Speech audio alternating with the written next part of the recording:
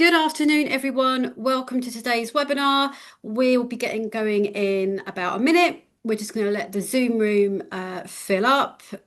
You're all very welcome. Please do say hi in the chat while you're waiting.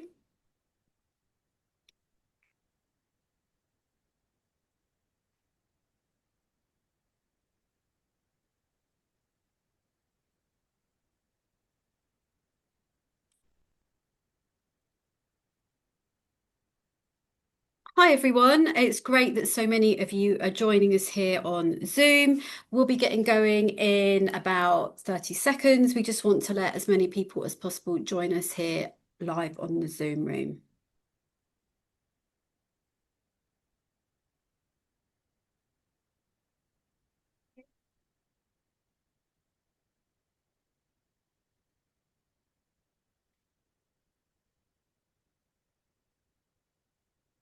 Okay, hi everybody. I think I will get going with some webinar housekeeping. So, big welcome to everyone. If this is your first webinar, we hope it will be the first of many. And if you have been with us before, very warm welcome back. I'm Anna from the TUC, and I'm joined by my colleague Kate, also at the TUC, and we'll get her to introduce herself more fully in a second. It's great to see so many of you already saying hi in the chat. I can see that there are a few groups in trade union education courses in the classroom. So great to see all you here as well. We'll be asking you some questions a bit later in today's webinar. So do keep the chat handy so that you can answer them there. We've got live captions today. So at the bottom of the screen, there's a button for following along with those if you would like. And we've saved some time for some questions. So again, at the bottom of the screen, there's a Q&A panel. It looks like a speech bubble with Q&A in it. Please do post a question there for me or for Kate. And we'll get to those if we can. Lots of people are saying they're getting an echo. What we think might be causing that is if you've got the webinar open in more than one window, that's what might be causing it. If you've got an echo, please do leave, come back, or close one of those windows, and then that should sort it out for you. So today we're going to be talking about a campaign that the TUC has launched called Stop the Steal. Now, I'm going to give you a little bit of background about that. Towards the end of last year, in December of last year, the government passed the Employment Rights Act 2025, which is a really important piece of legislation for all working people. We've done a couple of webinars on this before, and we will send out links to those to you with the follow-up email to this webinar. It's given working people lots of new rights in the workplace, and it's strengthened trade unions in the workplace as well. So we've trade unions and working people over many years have done a lot of work in fighting for these rights. In addition to that, the government has passed the Renters' Rights Act more recently. Now, you may have seen some posters about that. If you are a tenant where you live, or you know a tenant, they may well have received information about that recently, about what those changes mean. And again, that gives rights to tenants, to renters that they didn't have previously. And some of those rights includes things like not being able to be evicted in the way that they were before, rights to having a pet in a place where they're living, and lots of other things. Again, we'll post a link to a full comprehensive description of what those rights in the Renters' Rights Act give people. So what we want to talk about today is that proposals from Reform UK are that they would repeal both of these acts if they came into government. So they're proposing this, and we obviously think that this is a problem because the rights that we've got for working people and the rights that have been won for renters are really important and really make a difference in people's lives. So as I said, I'm joined here by my colleague Kate, who's doing a lot of work in this area. So I've got a question for you first, Kate. What's interesting for me is that both of these things, the Employment Rights Act and the Renters' Rights Act, by repealing them, it would benefit certain groups of people and harm others. What do you think about this? Yeah, it is pretty telling, I think. We have seen Nigel Farage's in Reform kind of come out and really present themselves as being like friends of the working people. I don't know how many people here in this room have seen all of the photos that Farage likes to get where he's visiting work sites. But when you dig a bit deeper down into this, the Great Repeal Bill is literally going to harm workers the most, and it really shows whose side he's on, I think. Um, he kind of claims to be like taking on the elites, but he does just kind of want to keep like handing power back to kind of his corporate backers. And I did a bit of looking before this webinar to kind of understand more about kind of who's funding and like how Nigel Farage and his party gets support. And I don't know if you knew this, but three donors give 75% of Reform's funding. And I think it really shows kind of like that vested interest that he's got. And it kind of explains why he is trying to kind of repeal legislation that is a benefit to working people, that unions have fought really hard for. And I think the other thing just to think about is other reform candidates and other reform party members, they have literally come out and said that they don't like unions. They've said that live on TV. So we've got a pretty good indication that he is not doing this for workers' benefits. Yeah, absolutely. Thanks, Kate. And I think that's really telling, the information you found that 75% of Reform UK's donations have come from three very rich individuals. So, what do we know about the Employment Rights Act in particular, and where where people see this, and perhaps that's a bit of a clash of opinion with what Reform are proposing, and indeed the support that they maybe have. Yeah, I find this really funny as well and really interesting. So, the Employment Rights Act, which I think Anna, you might take us through in a bit more detail in a bit, you might think, based on the fact that Reform want to repeal this, that it isn't very popular, maybe people aren't very keen on it, and all of that sort of stuff. But literally, in Nigel Farage's own constituency, there is so much support for the Equality Rights Act.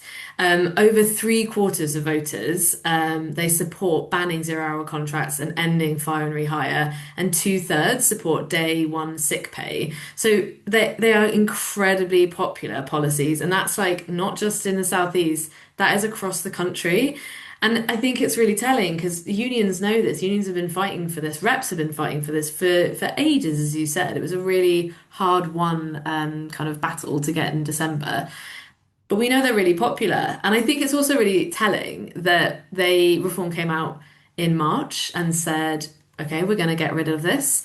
And apart from maybe one occasion, they haven't said anything about it since. And it's why it's really important that you and me, the TUC, that unions, that reps, workers, members, that we are reminding people that Reform want to repeal this act. They want to get rid of the Equality Act too. And it is incredibly popular. We've got to keep banging on about that, I think. Yeah, thanks, Kate. And we're going to be asking you some questions about what you maybe have already done in the workplace a bit later. I've got a bit of a question first for you. We've been mentioning the Employment Rights Act, and as I said, we've already done a webinar on this subject. What out of interest in the audience, in people in the audience, can you post in the chat? Have you already had conversations with your members about the Employment Rights Act, for example, or have any of the changes that have been introduced been an issue in your workplace? A yes already. Yeah, great stuff.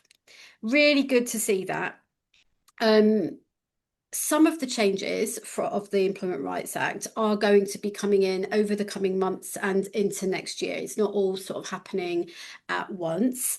But yes, it's great to see that people are already seeing the benefits, including things like sick pay from day one of employment, and an end to fire and rehire. We have got lots of resources coming later this month throughout the year, including online training, events, more webinars for you all so that you can learn about the benefits of the Employment Rights Act.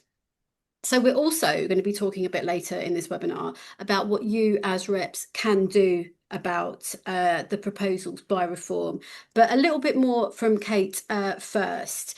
Another question I've got for Kate is about the Equality Act. So Reform UK have also proposed that if they came to power, they would repeal the Equality Act. So this was passed in 2010. Exactly, In 2010, I 2010, so think. 16 years ago. Thank you. I thought it was maybe 2011, but yeah, 2010. So I want to have a chat, Kate, about some of the minority groups, or not necessarily minority groups, that would be affected by this change. What can you tell us first off about that? Yeah, so I'm going to be looking on this side of my screen because, again, when I was kind of thinking about this webinar and what I wanted to talk about, I thought, okay, let's go back to the Equality Act and let's remind myself of kind of who is protected under that.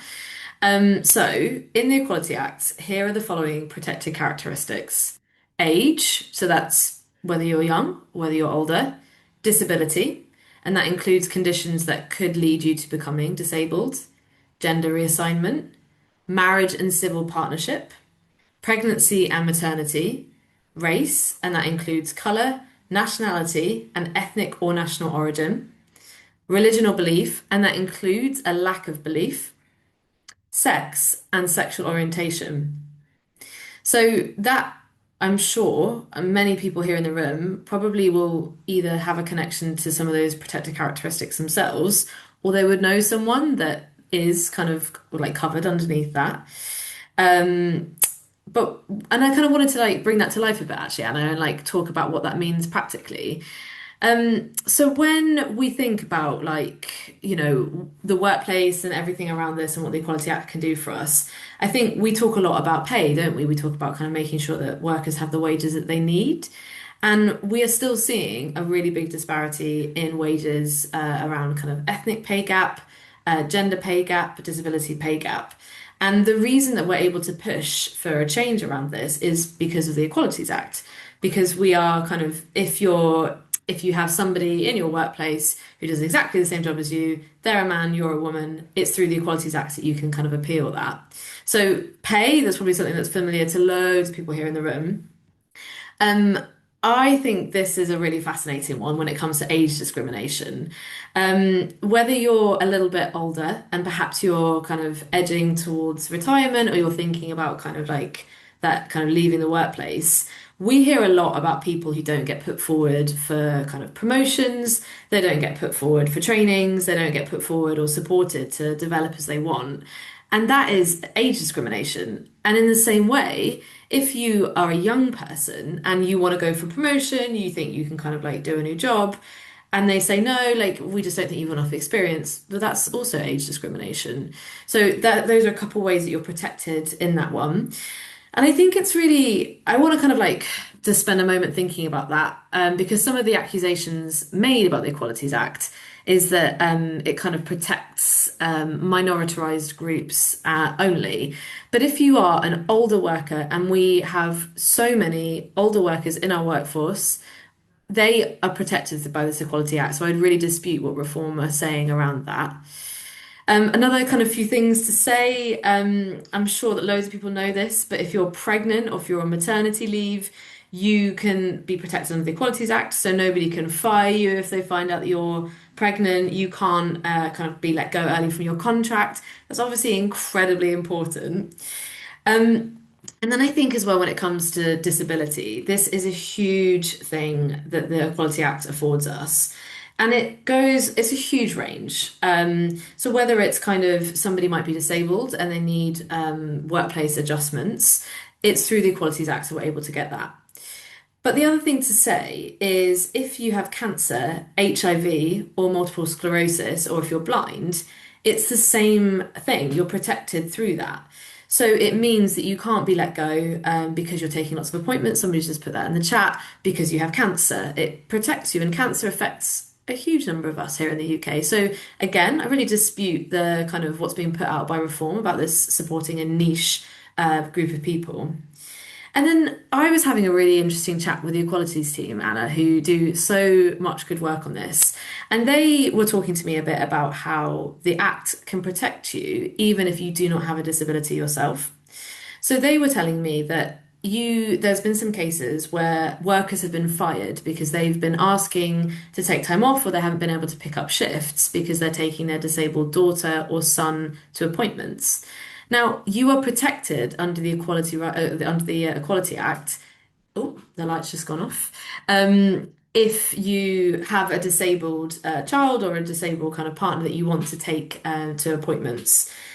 And then the last thing I just wanted to say, you can tell I've gotten really fired up about this, can't you? And I really see the importance of it. We know that the Equalities Act will protect someone because of their sexual orientation. So it protects someone from being sacked if they're gay, if they're, but you might not know that actually what it is protecting you against is also homophobic bullying.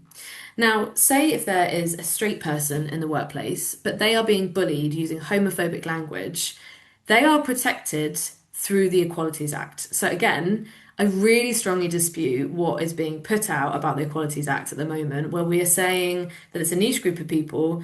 The Equalities Act does protect specifically people who have these protected characteristics, but it protects so much wider than that. And it's why we really need to keep it, we need to protect it. Absolutely, Kate. Thanks so much. And you referenced a couple of comments in the chat there where people are giving us some examples of how the Equality Act has protected them, which I think is really important. And the last comment there, anybody, unfortunately, can become disabled. So the Equality Act does protect all of us. I think at first glance, you might think you're not, but everyone is protected by the Equality Act.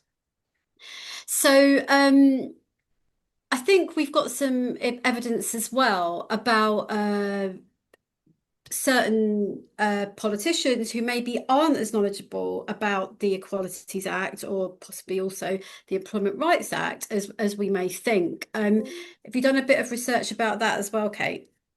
Yeah, so the thing that we realize time and time again is that actually lots of workers don't realize that that Reform want to do their Great Repeal Bill. And one of the recent workers that we found out about who doesn't know much about this is the Makerfield candidate Robert Kenyon. So as was reported in the Manchester Evening News, I think last week or earlier in this week, there was an interview held with the candidate. And he was asked by Manchester Evening News about kind of how he felt about Reform's take and the fact they wanted to repeal this bill. And he said, I need to have a real deep look into that. When they asked him, that was about the Equality Rights Act, the Employment Rights Act, and when they asked him again about the Equalities Act, he said, again, I'd have to have a good look into it to see which protections. I wouldn't like to make a snap judgment on something so important. And I think it's really telling the role that we have as union members, as reps, to really help spread that story to workers who, again, see this as incredibly important legislation, that this is happening, that Reform do want to repeal, the Great Repeal Bill. Yeah, thank you, Kate. So we hope we've given you a bit of background there on what's at stake, really. And we think, and we hope you agree with us, there's a lot at stake. So I mentioned at the beginning that we've got a campaign here at the TUC that is about campaigning against these proposals to repeal the Employment Rights Act, the Equality Act, and the Renters' Rights Act. And despite how I am dressed today as a bank robber, I'm not here to take away your rights. I'm here to help you campaign against it and join our campaign. I've got some fun little props here, which I'm going to use to introduce the campaign Stop the Steal. So you maybe have seen some of our initial posters about or publicity about this campaign that included some props like this, which it's not really enough room. This sick pay from day one, which the idea is that, the bank robber is stealing this right that is sick pay from day one. And we're going to talk a bit more about this this campaign shortly and how you can get involved and what you can do about it as well. So, what I've just given a brief introduction there to Stop the Steal. What else do people need to know about it, Kate? I think that what they need to know is like we can kind of put out some social media, we can kind of do some stunts, we can kind of do some media stuff here at the TUC, but we need reps and we need members and workers to be having that conversation. I think the whole point of the campaign is basically to make sure that up and down the country, everybody is talking about the Great Repeal Bill and they're not letting reform get away with this.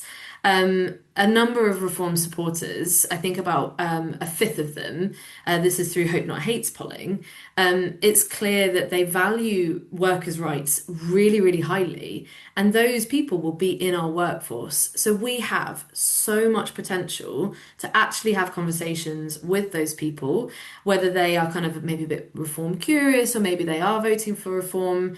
We need to be making sure this campaign is getting conversations going in the workplace, highlighting that reform is not on the side of working people, and just making sure they know who reform really stand for. We want to make sure that we can kind of pile the pressure on. We want to see if they'll U-turn. We want every single political party to commit to the Equalities Act and the Employment Rights Act for decades to come. And that is kind of the aim of it. Um, and I was just thinking a little bit about some people who might have seen the megaphone email that kind of was advertising this webinar. There was an example in there that I found really like heartening, and I thought it was a good thing to think about here. We know that this stuff works. We know this campaign works. We know that having these conversations is really important. If you can kind of cast your mind back to when the Tories were in power, they tried to close train station ticket offices across the country. And so there was a movement from the trade union movement to really get the word out about this, to really highlight the fact that this was going on. The Tories wanted to probably like brush this under the carpet. And so action was taken, thousands of leaflets were handed out. 750,000 people responded to the consultation because of the union movement's push on this, and the plans were axed. And we want to do the same thing here with Stop the Steal. Yeah, that's brilliant, Kate. And I love hearing about when union reps or members have really made a difference in their workplace. I'm very fortunate in my role in that I get to speak to union reps all the time. And I love nothing more than hearing about the changes they make. Sometimes really small changes, but sometimes huge. But all of them are important because they make a difference every day. So we're going to be talking about some of the ways that you can maybe get that conversation started in the workplace. So what we think is really important here as well is that union reps and union members are they're the backbone of unions. It's not here us at us here at the TUC. It's people in workplaces, and union members and union reps got through their years of fighting, making changes, and lobbying, they got the Employment Rights Act passed, and now we need you to defend it. So, what more can people do to get involved? And what we're going to do here, while Kate's talking about what people can do, is a series of links are going to appear in the chat. Don't worry if you miss them. We'll make sure they're sent out to you all with the recording of this webinar later today. So don't worry about that. And we're also going to be asking you some questions as well.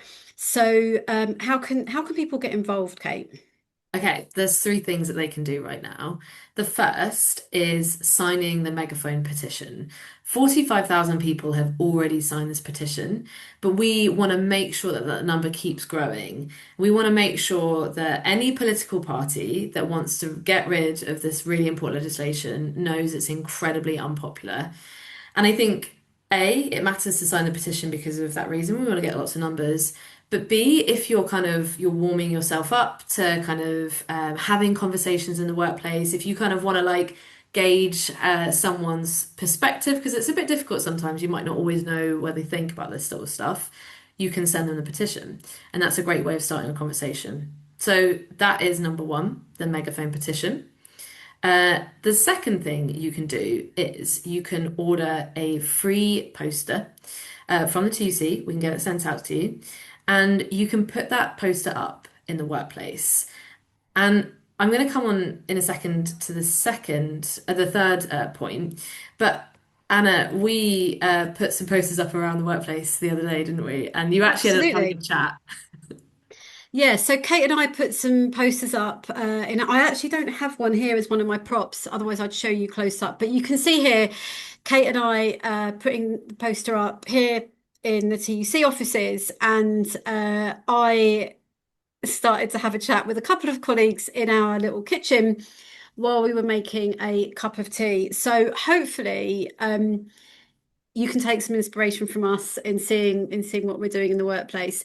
I will be quite open about what I see. You know, I said to my colleagues there, have you heard about what is being proposed, about what might be at stake here? And it really got the conversation going. What I want to emphasize is we know that you, as union reps, talk to your colleagues all the time. This isn't necessarily like an extra thing we're asking you to do. It's hopefully something that you can do in your everyday rep activity, either when you're making a cup of tea, walking around the workplace, holding a union meeting. All of that is important to get the conversation started. Ordering posters, we are putting the link in the chat. We'll keep posting it so that you can order them. If people order them, Kate, what's the sort of delivery time that they can expect? Well, basically, we are going to keep printing these posters. And I have to say, Anna, we actually massively underestimated how many posters we were going to need. So I've already put in another bulk order. So you can order these posters whenever, but we are going to have a day of action on the 11th of June. We're asking people all to come together on the 11th and put them up in your workplace or in your homes then. So, in order to make sure that we get those posters out to you on time, we're asking you to fill out the form by midnight tonight. So, if you struggle with maths like I do a little bit, that is 11:59 p.m. tonight to get those ordered, and they'll be sent out to you on Thursday. You'll have them by early next week, ready for the 11th. And I can see that you have popped the link in the chat there so people can order them. What I would say is if you kind of work in a big workplace, you know that a couple of your colleagues might want to put those posters up too, you absolutely can kind of do some bulk ordering. We are going to make sure that everybody who has a poster, who's ordered a poster has one. So it might mean that the first time round you get a few less than you'd hoped, but that's just because it's been so popular. But Anna, I was actually thinking, one of the things I was going to ask people, and it is in the form as well, but it's like, where are you going to put your poster up? So I thought maybe while we're talking, people could write in the chat about where they're planning to put their poster up. Um, Yeah, and absolutely. Tell us where you're going to put your poster. oh, great, what were we Great seeing? stuff already. We love seeing these park depots and your office. Um, while these are coming in, one of the questions we've had is if someone's already ordered them, like before today, do you know what delivery time is? I know you're not personally sending them out, so just in case you know off the top of your head. Yeah, so we did a big order on Friday. I think it was Friday. They went second class. So where are we today? It's Tuesday. Probably should be getting it like in the next few days. So they might not have hit your doorstep yet, but they will be coming. Fingers crossed. And like we said, if you order by midnight tonight, you will get them in time for the day of action on June the 11th. So what else is happening on the 11th of June? Well, we are going to be asking people to start having conversations in the workplace about this. And I've just seen a comment in the chat and it reminded me of something I wanted to say. Um, you will know this better than anyone here in the room, but if you work in a workplace where you aren't allowed to put explicit political content up, that makes total sense not to put it up. You know, you've got to prioritize yourself, you've got to prioritize your safety. But that's where it's really interesting to think about where you might put the poster up instead. Might you put it up at home? Might you put it up? Might you hand it to somebody else who is in a workplace where you can put political content up? So anyway, I just wanted to say that. But yeah, we really hope, and the whole reason we're kind of suggesting about these posters is we would love for them to spark a conversation. We think they will spark a conversation in the workplace. While Anna was putting her one up, well, kind of like discussing it with her colleagues who were saying, Anna, what are you doing? I was putting my one up, and I don't know if anybody could tell from the photo, but I am 8 months pregnant. And actually, that is a pretty good conversation starter. So I was kind of like people walking past me, and I was like, this is great because, we're talking about the fact that this right is going to be lost, and I'm impacted by that. So that is like something that we hope will really prompt a conversation. But I have like a few things I wanted to say just as reminders to everybody who knows this already about like how to have a good conversation. But I thought that, Anna, maybe we could ask people like, have you ever had a conversation in the workplace where somebody's mind was changed? And I think that could be a really like nice way of kind of getting into this. Absolutely. And as I said a minute ago, I am really lucky that I get to hear all the time about the difference that union reps make. And I am sure that some of these will be where you've changed your mind. You've won someone round. So tell us about them. We want to hear how you might have changed someone's minds. While you're writing those, I just want to highlight the really great suggestion of where to put posters back of the toilet cubicle doors. Captive audience, I 100% agree. That's actually where I suggested we put some here yesterday because there's nowhere else to look. You're looking at the back of the door. So, I think that's a great idea. And everyone goes to the loo, right? So it's not like you're going to miss anyone. We do appreciate that some people can't put posters up in their workplace, be they maybe local government or civil service. We completely understand that. So, Kate, is there also social media graphics or other images that people will be able to use if they can't use the physical posters? Yeah, there's something I might follow up on, and we can maybe put this in the chat. But we actually have two campaigns here when it comes to the far right here at the TUC. One is Stop the Steal, which, as you can tell, is very kind of on the nose. It names kind of who is behind kind of this action. But we also have another campaign called Unity Works at the TC, and this is all about how we can, if we can achieve more working together than we can apart.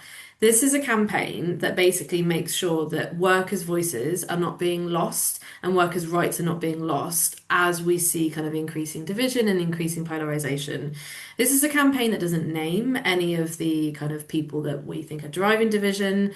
And it's a campaign that certain unions are really backing because of maybe political funds or membership. They just want to make sure that they aren't kind of being too specific. So I would say definitely check out Unity Works. And remember as well, the conversations that you can be having, they don't need to be happening in the workplace. There is so much action that we can be taking within our own communities. And I think again, like just thinking about where those posters could be going up in your community at home. And Anna, one thing I forgot to mention on this, what we're also doing just to try and like help people, help remind people, but also help inspire people on the 11th is we have a WhatsApp group that you can be added to if you sign up to the form. And we're gonna, it's closed at the moment, but on the 11th, we're gonna open the WhatsApp group up and we're gonna say to people, send a photo of where you put your poster up. And we're expecting, we've heard from people that they're going to be putting them up in their homes. We're expecting kind of community notice boards. We're expecting certain notice boards. So I think that would be also like if you're struggling to think of ideas about where to put them, that's a place that you can go to find out more. And I should just say on that one, it's going to be a WhatsApp group where everybody can see each other's phone numbers. So I just want to like give a little bit of a reminder about that one. And it gets closed on the 12th of June. So we promise you we won't be writing to you after the action is done. Yeah. Thanks, Kate. And just a reminder, you can sign up to that WhatsApp group on the order form for the Stop the Steal posters. So we've been talking a lot about workplace conversations, and a few of you have posted in the chat about conversations you've had in the workplace where you've changed someone's mind, and it's really great to read those. So we have got some courses that will help you have difficult conversations at work or talk about difficult subjects. So you'll see a little bit further up in the chat a link to the Unity Works campaign. Don't worry if you've missed it. We'll make sure that's sent out to you again. But Unity, we've got a series of courses in different parts of the country that help you have these tricky conversations at work about divisive issues. So do sign up to one of those if there's one in your area. The course is called Building Union Strength Through Constructive Conversations. If there's not one in your area, don't worry. Or if the date's already passed, we're going to be offering alternative ways to do this course as the year goes on. All is not lost if you've missed one. The links just popped up. So, as well as the stories that are being shared in the chat about how minds have been changed, perhaps with conversations in the workplace. Kate, I think you were telling me about one that you'd come across of someone who's a care worker, and that they'd had some conversations with their colleagues, and that these were really inspirational. So, can you tell us a bit about that, please? Yeah, so this was a session I ran at Reps Connect last year. We were talking a bit about like how do you challenge these opinions in the workplaces. And we heard from a rep who, if we consider what is a good conversation, and I think to Anna and I and to lots of people here in the room, a good conversation is listening for more than you're speaking. It's giving somebody the chance to kind of process, to talk, to like say out loud like what they're thinking. And then for the person, for us, to kind of just like gently like explore that, ask why, and then think a bit deeper, like who's actually responsible for the problem that you're experiencing? Like, how can we change this? Is this an industrial issue? So that I think is a good conversation. And the rep in the room told me about a conversation she had. So she was a care worker. And she was finding that lots of her colleagues was coming to her. Well, somebody in her team was coming to her saying, I don't like migrant workers. Sorry, it's never nice talking about these examples, is it? And rather than kind of say, that's outrageous, that's so bad, I'm really cross, the rep said, why? Why is that? And the woman was kind of talking a little bit for a while about kind of what she didn't like. And the rep just said, kept saying why, like, why, tell me more. And it turned out that the colleague actually had noticed that in the residential home, where a lot of the residents had dementia or maybe were kind of more easily kind of confused, the migrant workers were being brought in on short-term contracts with very little training by an agency. And that agency was putting the residents and the workers in really tricky situations. And basically, there wasn't enough of a kind of familiar face like within the residential home. And the rep, after a while, said, "Oh, that sounds terrible. The agencies are putting these terrible contracts in place. I think we should be speaking about the agencies because that would solve the problem, right?" And then the colleague said, yeah, I don't have a problem with the person themselves. It's just that they don't know the residential members. And the rep was able to take that to an industrial conversation. And she was able to keep the conversation going and to organise around the issue. So much more effective than just shutting it down or just speaking for ages about kind of her own opinions. Yeah, that's really interesting, Kate. And I think what we saw there is exactly like you just said, the rep being able to flip the conversation to focus on maybe who really is causing the problem in that situation. Just wanted to address one of the questions that came up about is there, how much do the posters cost? They don't, they're free. So we have put that in the chat, but just in case anyone missed that. And what we'd like also now to think about is what makes for a good conversation in the workplace. What are some of the perhaps techniques or skills or ways that people can approach these conversations to get the best out of them? Lovely. And was that a question to me or a question to Yeah, everyone in sorry, the of room? course it was. Sorry. What's your advice of how you can approach these conversations to make it more effective and perhaps easier on the person starting the conversation? Yeah, absolutely. I think it just like you keep coming back to the fact that you're listening. You don't need to be kind of having these like zingers, these one-liners that are going to change everybody's minds. We know that nobody's mind has changed in kind of one conversation. We know it's not like a one-liner that will do it. Sitting there, listening, giving that person time, that is really, really important. And And it's not a workplace example, but I wanted to tell you about something I heard recently.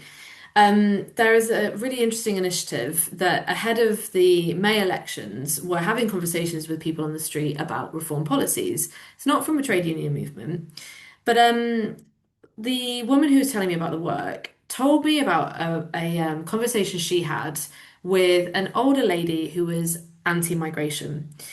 And they've been talking for a very long time, and in the end, they said, "Let's agree to disagree, but thank you very much for having this conversation with me." And then the older lady left, and then 5 minutes later, she came back and she said, "I really hope that everybody in the UK isn't like me, because that would make me really sad." And what we kind of took from that conversation was that by speaking out loud, she had processed a lot of what she was saying and maybe had gone away and thought, that doesn't sound quite right. And maybe she didn't quite want to admit that. Maybe she didn't want to say, actually, you're right and I'm wrong. But she had done the thinking and she had processed it a lot. So just giving people that space to process, I think, is so helpful. So we really encourage that. And I think what I would kind of say is so much of this is practice. And so the reps training that you mentioned earlier, that's such a good place to go to because you can also share ideas with other reps. You can spend, I think the whole last day is like role model, isn't it? Where you can kind of do those difficult conversations in person. So I think just like don't put too much pressure on yourself. Remember, like it's a joint thing. You can bring other people in, get other people to help you, but it really is a lot about listening. It absolutely is, and Kate mentioned there the courses that we've got a bunch of them running. We've had a few run already. I think three or four. The feedback has been fantastic. We know that the course has really inspired people. It's given them the chance to practice having different tricky conversations, divisive conversations. And we've had some really great feedback about those. There's actually one running as we speak in Newcastle, and we've got more running later this month and in early July. So really, we think this course is going to be great. So do take a look at that. Another piece of learning from the TUC that I wanted to highlight is a short e-learning package we've got called Talking Union, and that gives lots of tips and advice on the best ways to have a conversation with someone, and mentioning some of the things that Kate has just referenced about listening as much as you actually speak. Because yeah, if you're not listening, then what are you going to get from the other person, really? I think that's just as important. So I'm going to talk a little, sorry, I'm going to turn now to some of the questions we've had posted by our viewers. So Kate, maybe this is one that you've got some thoughts on. Um, our viewer asks that in a lot of situations in workplaces, it doesn't really seem to matter about the facts of a situation because people just think, well, you can make stuff up or there's no evidence for that. Have you got any advice to give to someone who might be in that situation where there's a lot of misinformation, right? There's a lot of mistrust. What can someone do in that situation? Yeah, I think it's a really good question and it is a hard one. There are loads of different reasons that people might support or kind of vote for certain far-right groups and policies. Sometimes they're doing it because they don't have the right information at their fingertips. And it's easy if you are a trusted person in their life.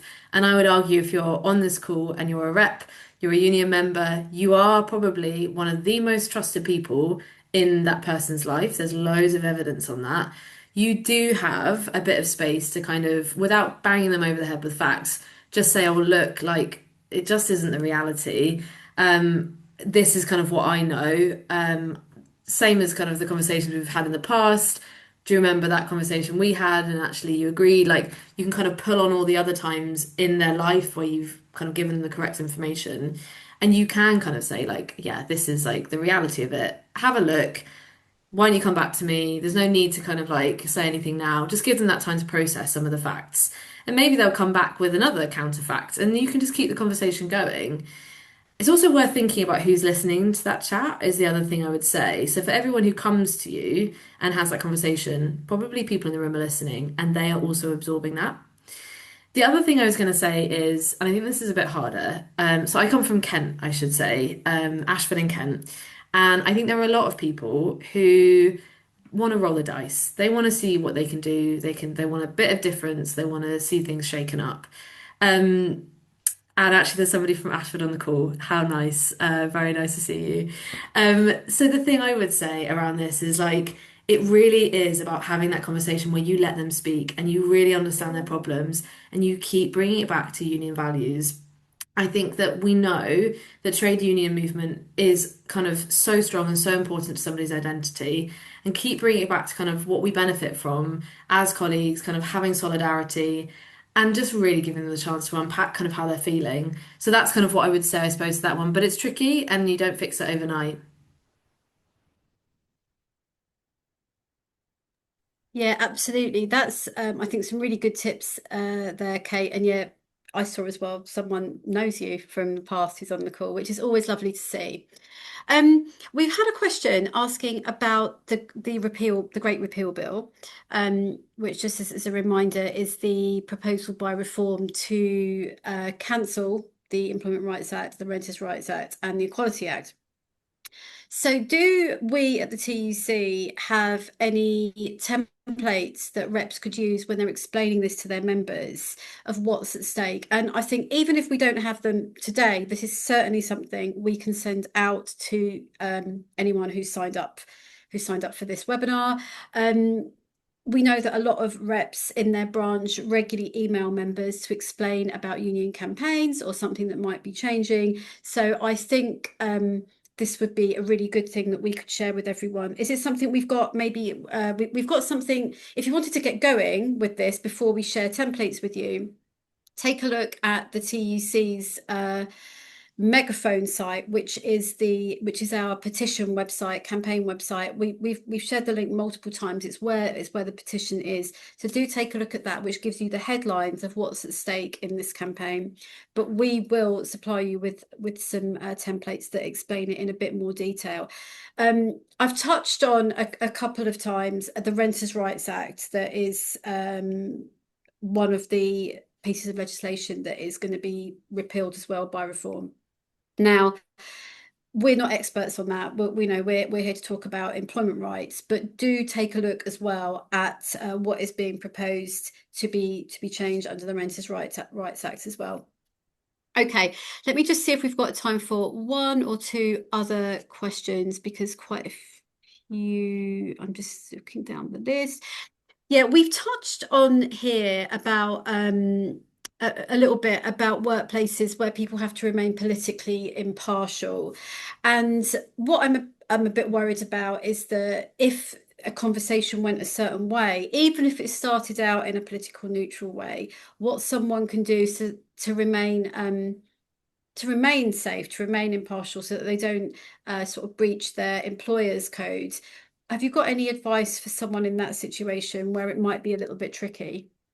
Yeah, I think it's just like trying really hard not to take the bait and turn it into a political conversation, which is so much easier said than done. I would just kind of keep coming back to what we want as workers, what we need as workers, and just keep saying, look, I'm not telling you how to vote, I'm not making this a political conversation, but I do think we deserve to have the right information at our fingertips. And I do just want to say that there are some risks that we're seeing down the line and keep coming back to the Employment Rights Act and the Equalities Act, because we can strengthen people's understanding of those pieces of legislation. And that's not a political conversation, that's not telling them how to vote. It's just really raising their awareness of like how useful these pieces of legislation are. So if that person hears about them being repealed in the future, they'll make their own connection. So that would be my advice. Yeah, just trying to stay calm, and just keep coming back to kind of what we need as workers. Yeah, thanks, Kate. We've had a question. saying, will we, the TEC, be doing like a TV campaign or other media campaign about this, about the Great Repeal Bill? Well, it's already started. There's already been mentions of this on when our colleagues here, Paul Novak, the TEC General Secretary, has done interviews. He's already mentioned this, and it's not something we're going to be dropping. We'll keep coming back to this. I think the idea is repetition, right? We're going to keep mentioning it regularly, and that's the way I think it gains traction and gains a bit of momentum. Um, I want to just do flag also that a viewer has mentioned about the level of violence that they witness in the NHS. So let's say in all healthcare, and that they are really concerned to see patients and visitors who abuse and are violent towards staff who cannot retaliate. And they particularly see non-white staff or those with non-British accents being targeted. Now, while this isn't a focus particularly of this campaign, violence at work or ending violence at work, but ending assaults at work is something that TEC takes really seriously. We are doing lots of work with our health and safety colleagues on this, and we will be launching more information about that soon. I don't want to like just ignore that point because I think it's a really important one. So do watch this space. And we will come back to that. We appreciate that violence at work is a really, really serious problem. So yeah, we're going to be sort of wrapping up soon, I think. So is there any sort of final top tips that you want to leave people with at the end of this webinar, Kate, that they need to take away with them of what the main things are today? I think the main thing I want to say is that it doesn't end today. This is not just like, the webinar and we're done with it. These issues are something we're going to come back to again and again. You've heard me mention the Employment Rights Act on webinars loads of times. That certainly isn't ending. So this isn't either. But what do you want to finish with, Kate? Yeah, that's a really good one. We're not stopping here. We're going to keep going. My top tip is anything is better than nothing. So even if you have a conversation with someone, it doesn't go exactly as you wanted, that is better than nothing. I feel so much pressure to kind of challenge this. And I think we just got to remember small steps each time. And then the other thing to say is, it's not a top tip, but it's a reminder. Get your posters ordered by 11:59 p.m. tonight. We're going to be sending out an email straight after this webinar as well. Get your posters in, and then looking forward to seeing where they go in the WhatsApp group if you join us there. Yeah, absolutely. And final words from me are just a reminder of the actions that we've been talking about through the webinar. Like Kate just said, get your poster ordered. Ideally by midnight, by 11:59, so that we can get them sent out to you. Get involved on the 11th of June, put the poster up at work, or if you can't do that at work, somewhere else in your community. Have a workplace conversation with someone, try and change their minds, keep talking about the Employment Rights Act at work. As I said, this isn't fully implemented yet. There are going to be changes and rights, and the benefits are going to be felt very much over the next months and into next year. So I think that brings us to the end of today's webinar. Thank you so much to all of you for joining, sharing your tips about conversations, sharing your examples from your workplace of where you have changed people's minds and you've made a difference. Thank you to Kate for such loads of brilliant examples and brilliant ideas. And I'll see you all again soon, viewers, for another webinar, which I think we might have one more, maybe two more before we finish for the summer. So bye for now and see you all again soon.